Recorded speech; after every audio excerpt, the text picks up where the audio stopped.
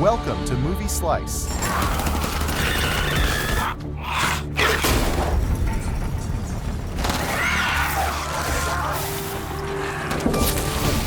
Quick fun recaps of your favorite movies. Sharp, funny, and to the point. Hit subscribe and get your perfect slice of cinema. The story Malnazidos takes place during the Spanish Civil War to test the latest development in biochemical weapons. A group of Nazi soldiers drove to a village where a wedding was being held. The originally happy atmosphere suddenly became tense. The newlyweds could never have imagined their wedding would soon become a funeral. An imperious Nazi officer stepped out of the car. He looked around with pride. When the groom saw this, he asked the boy to give the officer a glass of wedding wine. The officer also played along, but choked on the wine. This funny scene caused the villagers to laugh, but soon they would never laugh again. The officer was instantly furious. The officer had wanted to keep them alive for a few more seconds, but now he had to move forward with his plan. As the officer dropped his glass, he gave the order. In just under a minute, all the villagers present were killed. The lively wedding instantly turned into hell on Earth. But it didn't end there. All the Nazi soldiers put on their gas masks and threw the biological weapons into the pile of corpses. As the blue gas covered the bodies, they would rise again. Not only that, but the Nazi officers used this horrible biological weapon on the battlefield. They used fighter planes to drop them on enemy camps. A German fighter was destroyed in one engagement, and the pilot landed in the jungle a short distance away. This scene was just seen by Jan, who was on a mission. Although they were not Spaniards, they were still on the same side.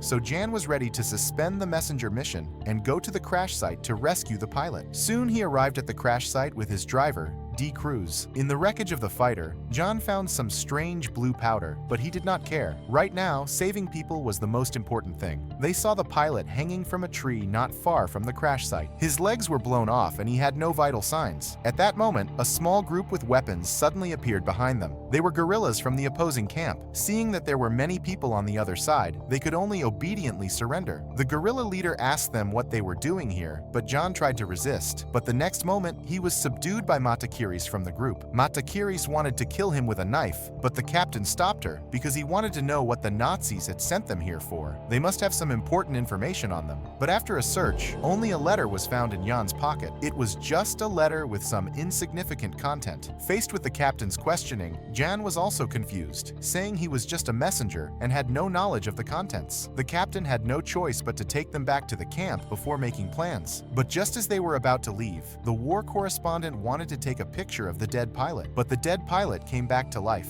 Before the reporter could react, he was pounced on the ground by the pilot and frantically bitten. The screams attracted the attention of the team. The brave Brodsky immediately grabbed the pilot and threw him out. At the same time, his hands were covered with a strange blue powder. But the next second, the pilot without legs crawled over again. Brodsky shot at the pilot, but he felt no pain. The hail of bullets also failed to stop his attack, until the captain shot him in the head. Only then did the pilot stop attacking. He had been infected with the biochemical virus and turned into a bloodthirsty zombie. But the crowd did not know what was happening. Just when they were confused, the bitten journalist also underwent a mutation. As he lunged with his teeth bared, Brodsky grabbed him and snapped the zombie's neck. But this did not kill the zombie. The only way was to attack the head. At that moment, countless German fighter planes crossed the sky. The partisans sensed something was wrong and immediately got up and returned to the camp. But when they arrived, they found the camp was already in shambles. All the teammates in the camp were wiped out, which was obviously the work of the enemy aircraft just now. The blue powder was also found at the site. Matacuras wanted to check on his teammates, but he didn't expect them to open their eyes suddenly, like the pilots and journalists in the jungle. The dead teammates also mutated into zombies, but it wasn't over yet. Other teammates whom the bombing had killed got up one after another. They panicked. One team member saw his father among the zombies. He walked over without hesitation, despite Jan's obstruction. The result was predictable. Seeing this horrible scene, the others also realized that these people were no longer the same as their former comrades, so they turned their guns on them.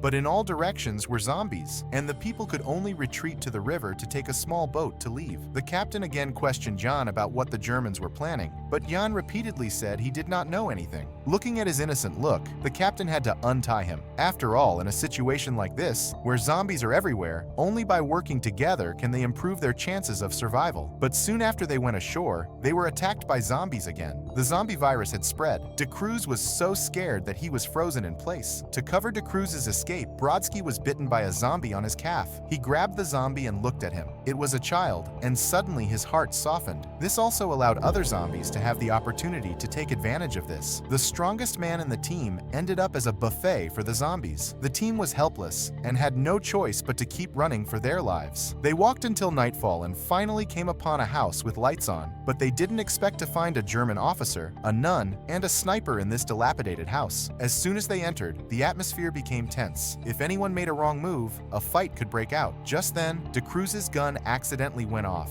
making everyone even more nervous, and the battle was about to start. At this critical moment, Jan stepped forward. He said the biggest enemy wasn't each other, but the hordes of zombies outside. Only by uniting could they hope to survive. The group realized this kid made sense, so they decided to turn their conflict into something positive, temporarily forming a doomsday escape squad. But how did the zombies appear? They still had no way of knowing. Late at night, Jan accidentally lit the secret letter, discovering the secret inside. He hadn't expected it to be a map, but before he could study it carefully, the zombies swarmed back. The dilapidated house couldn't withstand the zombie attack, so they had to escape through the back door. Before leaving, Mecha also remembered to throw a bomb into the house. As a real man, Mecha never looks back. Once they were safe, Jan took out the map. A spot was marked on it. He guessed there must be some hidden purpose there, so the group agreed to go and investigate. Soon they reached their destination. The point marked on the map was the village where the Germans had begun testing the virus. They entered a church, which the Germans had long ago converted into a biochemical laboratory. Various experimental instruments were covered in bloodstains. The scene was shocking. At that moment, a woman emerged from the dark room. She was the bride from the wedding, the only survivor in the village. Haunted by the German atrocities that day, the bride recounted what had happened. Meanwhile, De Cruz, who was working on his car outside, heard the commotion and hurried to finish his repairs. The people in the church were about to leave when the Comisario Politico blocked the door with a gun. The group was confused. It turned out he had found the research data on the biochemical virus and wanted to eliminate everyone except the guerrillas and take the information for himself. With this biochemical weapon,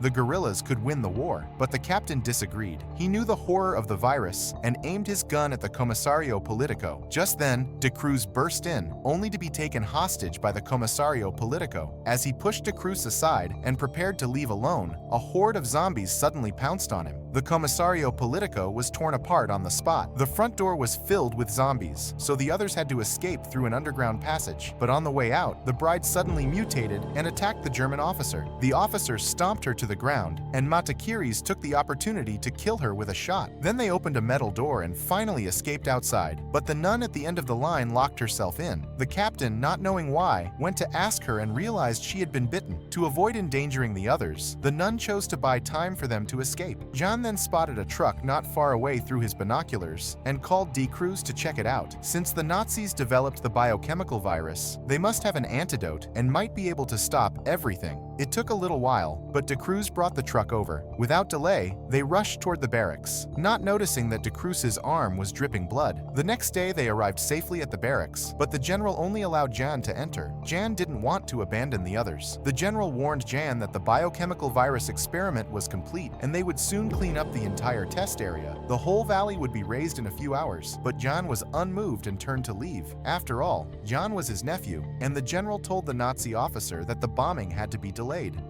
But the general was just a pawn, and the Nazi officer killed him outright. When the others learned of the bombing, they didn't intend to sit idly by. They were ready to blow up the barracks and go straight in. But who would carry out this difficult task? As everyone hesitated, De Cruz stepped forward and showed his bitten arm to the group. Instead of becoming a zombie, he'd rather die a real man. Everyone knew the consequences of being bitten and had to respect De Cruz's choice. As soon as he rushed to the barracks, the sentry knocked him down at the gate. They thought the mission had failed, but De Cruz became a zombie the next second and stood up again. He didn't forget his mission and continued toward the barracks under heavy gunfire. With cover from the sniper, De Cruz managed to reach the barracks entrance. Just as the mission was about to be completed, he was shot in the head by the other side. But at the last moment, De Cruz detonated the grenade in his hand. With an explosion, a gap was blown open in the gate, and the others took the opportunity to enter the camp. camp. Jan looked back and saw that the hillside was packed with zombies converging on them. It seemed impossible to turn back now. They had to enter the cave and fight the Nazi soldiers head-on, as the zombies also poured into the cave.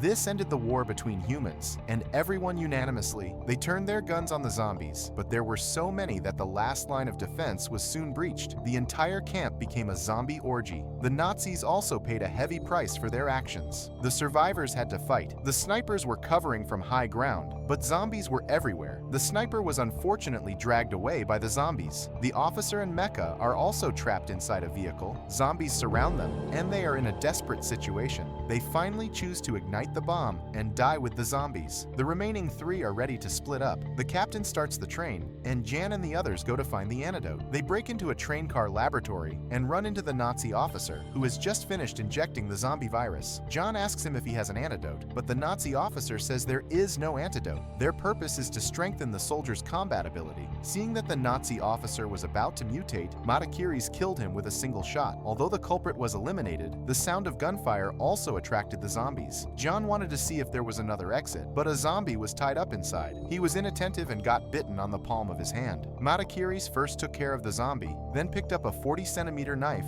and rushed towards John, cutting off John's bitten arm with the knife. Although not tried before, this method should work. Matacuras had just bandaged John's wounds when the zombies broke in. They had no choice but to hide in a laboratory chamber. At the same time, the captain started the train. The zombies also swarmed after him. After he shot a few zombies, he chose to commit suicide. The fighter jets that received the bombing mission arrived immediately, and the train rushed out of the cave amid an explosion. The train was only minimally affected. The sniper survived. They had the protection of the experimental chamber and managed to survive. But at the movie's end, they don't get to be together because the war will continue and they're on different sides. They will not have a future together. Under John's unwilling gaze, Matacuras leaves in style. But on the other side of the train, the Nazi officer did not die. If you enjoyed the video, don't forget to subscribe to the channel and hit the notification bell to get more new videos. See you next time.